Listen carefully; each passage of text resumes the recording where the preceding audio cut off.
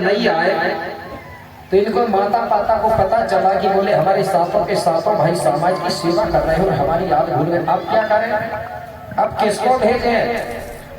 तो अब घर में कौन बचा है, 5 बहनें और बची है ना, नाम लिख लिए है आपने, पंडरी दाई, पुंगुर दाई, मुंगुर दाई, कुशार दाई और चुनूर दाई, ये 5 बहनें। अब एक दिन माता पिता ने 5 बहनों को बुलाए और 5 बहनों से कहने लगे, बेटा तुम्हारे सातों भाई समाज की सेवा में लग गए और हमारी याद भूल गए हैं, इसलिए बेटा तुम 5 मिलके जाओ और तुम्हारे 7 भाइयों को कहीं ना कहीं से ढूंढ के लाओ, हमको बहुत याद आ रही है। तो 5 बहनें तैयार हो गई, बोले ठीक है, लेकिन बेटा सुनो, तुम भी खाली हाथ मत आना, तो भाइयों को लेके ही आना। 5 बहनें कहने लगी ठीक है। उन्होंने भी संकल्प कर लिया कि हमको हमारे भाई मिलेंगे तो आएंगे और नहीं मिलेंगे तो हम भी नहीं आएंगे। मेरे भाई 5 बहन निकल गई भाइयों को ढूंढने, पूरे गोंडवाना धरती में ढूंढ डाली, हर गांव में जा जाके पता की, लेकिन भाइयों का पता नहीं चला। लेकिन उन्होंने जो समाज के लिए काम किया था वो पता चलता था। ये 5 बहनें कहने लगी, एक काम करो, हमारे 7 भाइयों ने जब समाज की सेवा करके अपना पूरा जीवन बिता दिया, तो हम भी उन्हीं की बहन हैं, हम भी समाज की सेवा करेंगे। जब हमको हमारे भाई मिलेंगे तभी हम घर जाएंगे, नहीं तो हम भी नहीं जाते। ऐसा उन्होंने भी संकल्प कर। तो ये 5 बहनें अब समाज की सेवा कर रही हैं। तो क्या सेवा कर रही हैं? पहली लड़की है पंडरी दाई और दूसरी है पुंगुर दाई। एक पंडरी और पुंगुर दाई कहने लगी, हम बोले जो किसान लोग खेती किसानी करते हैं तो उनको बोने के लिए, बीज के लिए बोले हम व्यवस्था करेंगे, मतलब हम अनाज का भंडारण करेंगे। तो ये दोनों बहनें अन्न और धन को इकट्ठा करने लगी, भंडारण करके रखने लगी। जब हमारे गोंड लोगों को कभी जरूरत पड़ेगी तो हम अपने भंडारा से उनको बीज बोने के लिए देंगे, ऐसा सोच के वो अनाज का भंडारण करने लगे।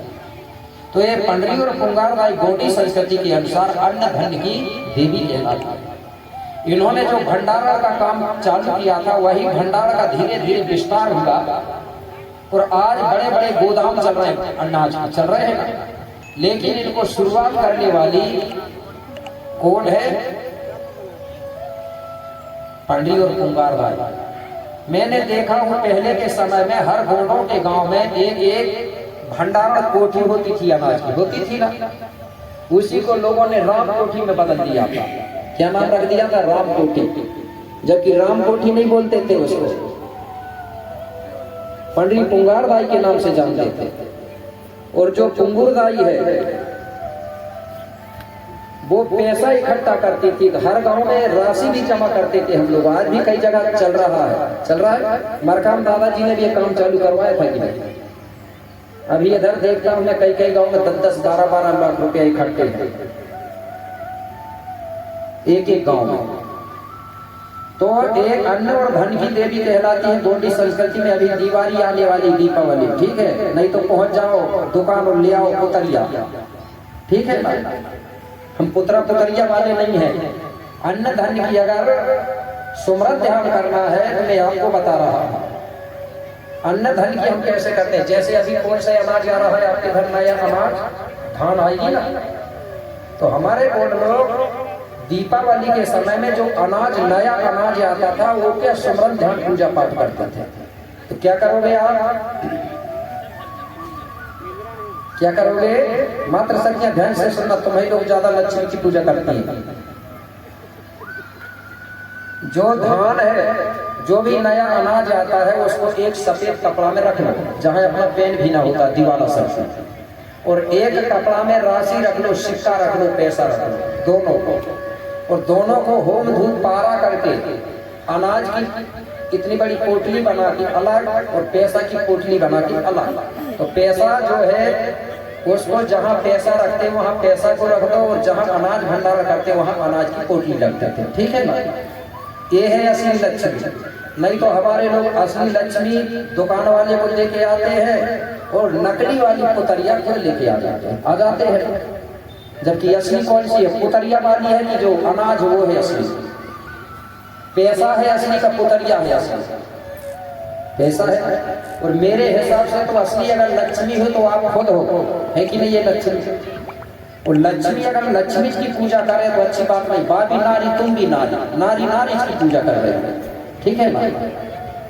आज ये गौड़ों की बड़ी सुंदर व्यवस्था है, बैठे भी बहुत अच्छे हैं आप लोग। हमारे गौड़ी संस्कृति में दाहिने तरफ पुरुष बैठता है और बाएं तरफ महिला बैठती है, और दूसरे धर्म में उल्टा बिठाते हैं। जब भी पूजा करते हैं तो दाहिने तरफ पुरुष, बाएं तरफ महिला।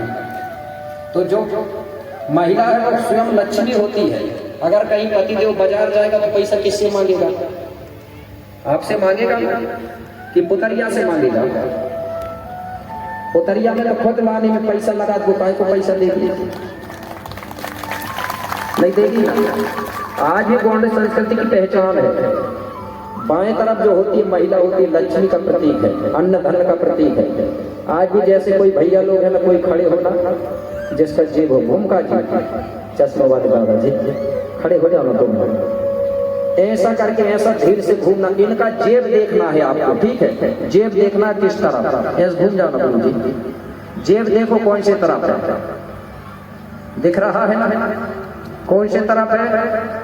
दाहिने तरफ है कि बाई तरफ है? बैठ जाइए, ताली बजा दो हमारे भूमका जी के लिए, वो दर्शन करा रहे हैं ना आपको। कौन से तरफ है जेब? बाएं तरफ है ना? बाएं तरफ कौन बैठा है? महिलाएं। समझ गए? तो जब भी हम पैसा कमाते हैं तो पैसा कौन से तरफ रखते हैं? जेब बाएं तरफ रखना चाहिए। और बाएं तरफ रखने का मतलब होता है बाएं तरफ ये है तो पैसा कमा के किसको दोगे आप? मात्र शक्ति को। तो तुम्हारे घर में बरकत रहेगी, पैसा रुकेगा। और तुमने अगर दाहिने तरफ रखना है तो पैसा नहीं रुकेगा। दाहिने तरफ मतलब खुद रख लिए, पैसा रुकने वाला नहीं है। आज आजमा के देख लो आप, 1000 तुम रख लो, 1000 इनको दे दो, सबसे पहले पैसा किसका खत्म होगा? महिलाओं का होगा का भैया लोगों का? पुरुषों का होगा ना? तो आज से अगर बरकत और सजई रखना है और पैसा को रोकना है तो ईमानदारी से जितने भी लोग हैं, जब तक छिपाए तो कोई बात नहीं। अब रात को ले जाके अपनी लक्ष्मी जी से कहना, लक्ष्मी जी गलती हो गई थी, आज के बाद से अब पैसा तुम ही रखो, तो तुम्हारे घर में बरकत आने लगी, बढ़ने लगेगी। ठीक है ना मात्र शक्तियाँ? खुश है ना? आज से तुमको पैसा मिलने लगेगा रखने के लिए, तो तुम्हारे पास में पैसा रुकेगा, जल्दी खर्च नहीं होगा। लेकिन आप भी ईमानदारी से रहना, नहीं तो पता चला इधर से भैया ने दिया पति देव ने और तुम लोग और प्राइवेट से कहीं देते जा रहे, फिर नहीं रुकेगा, फिर भी गड़बड़ हो जाएगा। ठीक है? दोनों पति पत्नियों के बीच में ईमानदारी होना चाहिए, बराबर रुकता है पैसा। ठीक है? तो लक्ष्मी जी आप भी स्वयं हो और अन्न धन्य ही हमारी ओरिजिनल है, तो हमको कहीं बाजार से मूर्ति लाने की जरूरत नहीं है। ठीक है? अभी समय आ रहा है, नहीं तो पता चला गुरुजी ने बता दिए, इधर से सुन लिए, इधर से निकाल दिए। ऐसा मत करना। हमारी संस्कृति में जो चीज नहीं है उसको हम नहीं मानते। ठीक है? जिसको मानना है खूब माने, मानने दो, उसको रोकना भी नहीं है, चाहे वो मूर्ति माने चाहे कुछ भी माने। तो अब समझ गए कौन है हमारी अन्न धनी की देवी? पंडरी और पुंगारदाई लिख लेना, इसलिए मैंने पहले लिखवाया।